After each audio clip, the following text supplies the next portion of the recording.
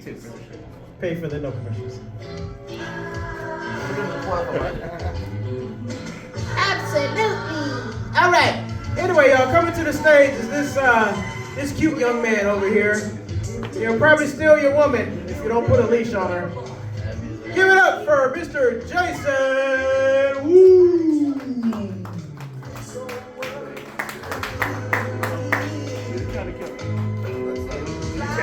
Let's not all I gotta say is cut it out, right? I got a glandular problem too. Sing the Ranger Joe song. I don't know all of it. That's all I can do. That's all I can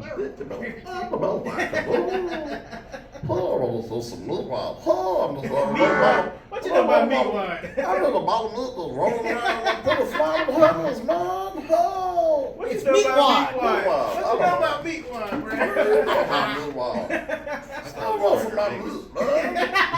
wine, I'm trying to get my meat. Come on, Jason. Let's talk one more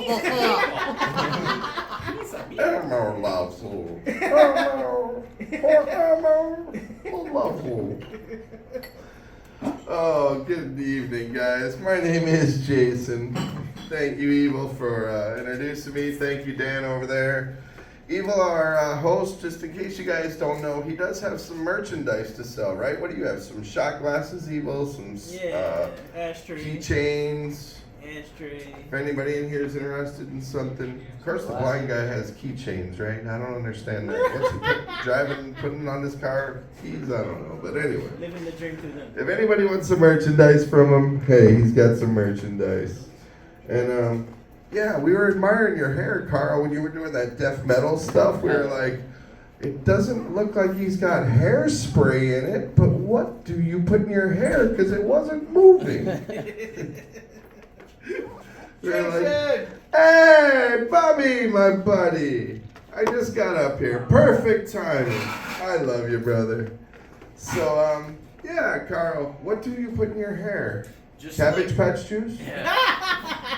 Like actually good shampoo and conditioner that a woman recommended. That's good. That's some good stuff no right more there. 2-in-1s. No more 2-in-1. Yeah, that 2-in-1 stuff doesn't work. But anyway, yeah, my name is Jason. Thank you guys for having me tonight. And I'm originally from Philadelphia, but I've been down here in Florida a good little while, and I never realized that I'd probably go from not really being a Philadelphian anymore to kind of calling myself a Floridian. And I realized this the other day when I was out at Max Fish Camp, really cool place with airboats, and I'm there and I'm eating alligator, and I'm like, I love me some alligator. But compared to our Carl over here who likes to eat ass, I realized I like alligator a lot more than eating ass. So I guess that makes me more of a Floridian than an ass eater. I don't know. But I also realized the other day I was kind of hungry and I was craving some shepherd's pie. And I realized that I'm a pretty good cook, but I'm not a shepherd. So now I own some sheep and I'm still fucking hungry. So, yeah. So, you guys, I don't know about you guys, but we got like cow's milk, almond milk, all different milks. It's like, it's kind of creepy and weird because they say as humans we're not supposed to drink milk in the first place, right? So then they invented all these other things with almonds and cashews and they call it milk when it's really nut juice. I don't think nut juice would have taken off for marketing purposes real well, right? Nut juice. Would you like some cashew nut juice? I mean... So I was thinking about this, and I'm like, if we're not supposed to drink cow's milk, because cows are the closest that they evidently wanted to breed and make us drink, aren't monkeys and gorillas and stuff like that the closest to humans? Like, imagine a cow farm that's not a cow farm and it's a monkey farm, and we're getting monkey milk. Wouldn't that make more sense? I mean, if we're supposed to be drinking milk at all? I mean, the crazy thing would be a gorilla farm. I mean, I don't know about you, Evil, but could you imagine milking a gorilla? I'd probably just think it's foreplay coming from you, right? Hopefully it'll be sweet. But, I don't know. The whole nut juice, nut milk just doesn't work for me.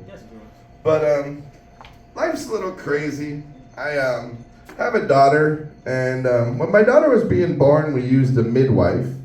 And when we used a midwife, my baby's mama was in this table, and the table, the bottom half of it fell apart, and they put up like stirrups, like with gynecologists. And all of a sudden, the midwife looks at the nurse, and she goes, "Hey, grab a net." And I'm like, "Oh, what are you talking about, midwife, lady? Like, grab a net, like to put in between the stirrups? Isn't that like your job? My daughter's not coming out so fast that you're gonna not be able to catch her." The midwife looks at me and she's like, "You're an interesting one. You're funny." She's like, "I told the nurse to go grab a net. That's the other nurse that's gonna help me deliver your daughter." I was like, "Oh, not a net to put in between." She's like, "No." So a few minutes go by, and Net comes in the room, and they put the stirrups up and everything, and the next thing I know, the midwife looks at Annette and goes, "Hey, go grab the 2x4s.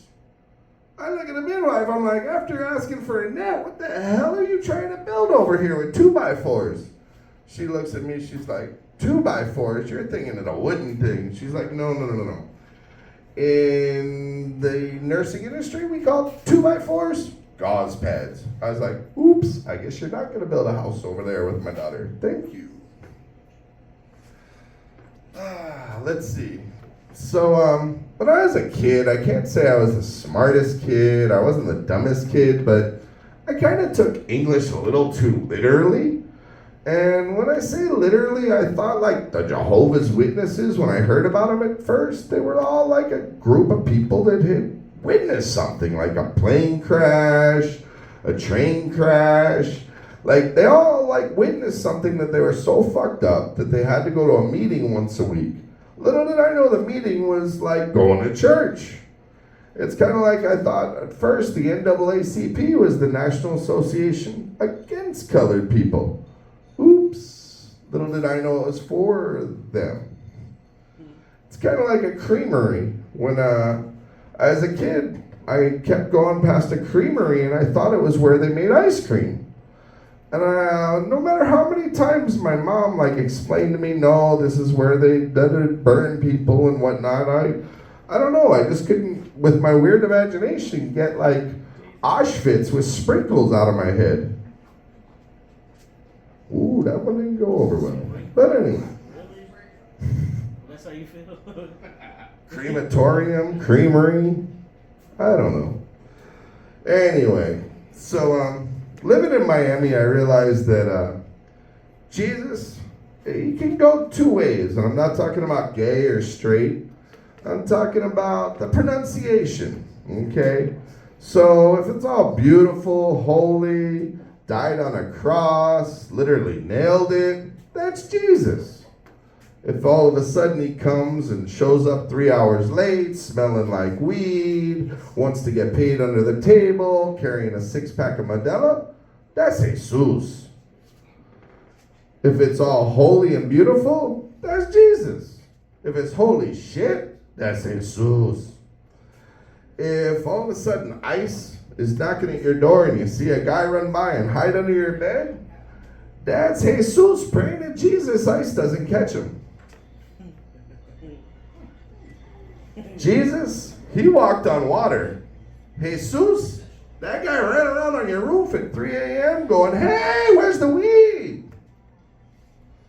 If you walk in your house, your grandmother's clutching her pearls crying, she's praying to Jesus.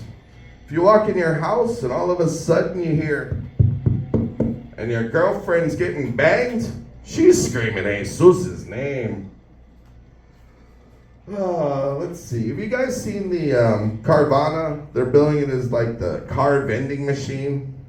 I know, Evo, you buy cars fairly often, right? Have you seen the car vending machine, Carvana? Do you know about this? Only because you said it. Only because I said about it. Well, basically, imagine a vending machine full of, instead of snacks, cars.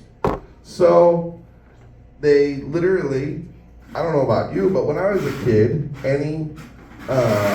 pretty pretty much vending machine. I'd put my money in, the little thing would twirl, and the next thing I know, it was like playing roulette. Sometimes I got my snacks, sometimes I didn't. Well, imagine this, like literally you put your money in this giant building, and instead of getting your snack, your Suburban gets stuck.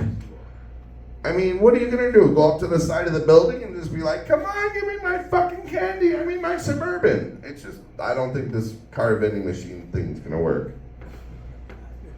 But, let's see, I got the light here, so my last joke I'll do for the evening, I think, is, have you guys seen in Miami, they're building these giant arches that are like millions of dollars over budget, and they're just crazy?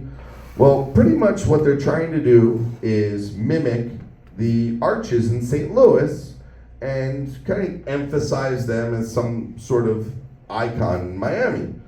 Well, I realized that in St. Louis, the gateway to the west, the St. Louis Arch, is the gateway to the west. I'm like, what are they trying to do as far as the gateway in Miami? How are they trying to do that? That just doesn't make sense to me. And then I was like, oh, it's the gateway to Cocaineville. That makes sense.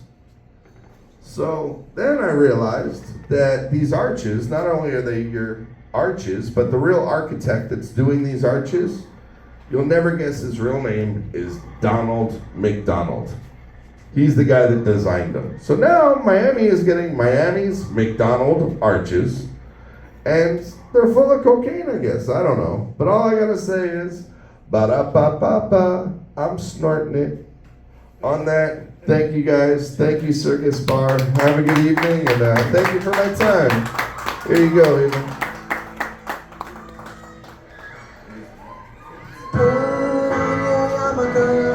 Here comes Hanukkah. So